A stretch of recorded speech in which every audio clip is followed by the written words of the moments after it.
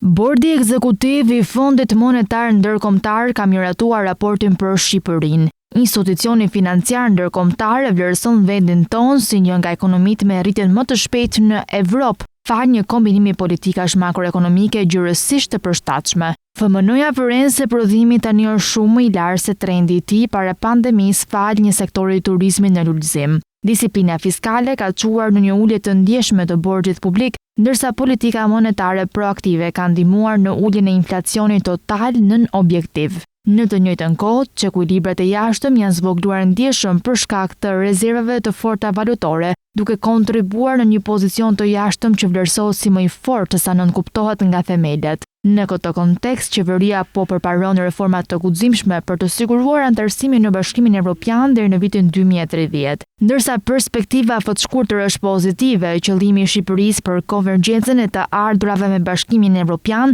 do të kërkojë kapërcimin e bashkëllëqeve në reforma strukturore. Ndërkohë, Fondi Monetar Ndërkombëtar rekomandon reforma të ardhurave që favorizojnë rritjen ekonomike, duke përmirësuar shpenzimet tatimore, modernizuar sistemet e taksës së pronës dhe përmirësuar administrimin tatimor, së bashku me përmirësimet në cilësinë e shpenzimeve dhe transparencën fiskale.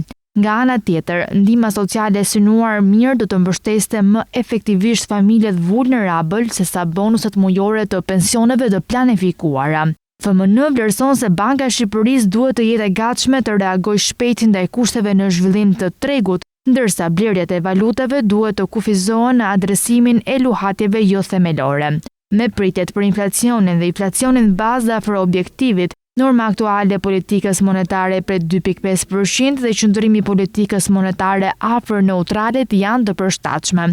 Sipas FMN, masat e aktivizuara së fundmi të bazuara në huamarrës për kredite reja për pasuri të paluajtshme rezidenciale janë një mjet i rëndësishëm strukturor, ndërsa disponueshmëria e të dhënave për kreditimin e pasurive të paluajtshme komerciale duhet të përmirësohet. Gjithashtu, Banka e Re e Zhvillimit kërkon qeverisje dhe mbikëqyrje të fortë. FMN thekson se do të nevojitet reforma gjithëpërfshirëse për të ringjallur produktivitetin dhe për të nxitur konvergjencën e të ardhurave me Bashkimin Evropian. Politika duhet të përqendrohen në përmirësimin e aftësive përmes mbulimit më të gjerë të trajnimeve dhe cilësisë së arsimit, krijimin e vendeve të punës me cilësi të lartë, rritjen e produktivitetit të përgjithshëm të firmave dhe përmirësimin e mjedisit të biznesit përmes reformave të mëtejshme të qeverisjes.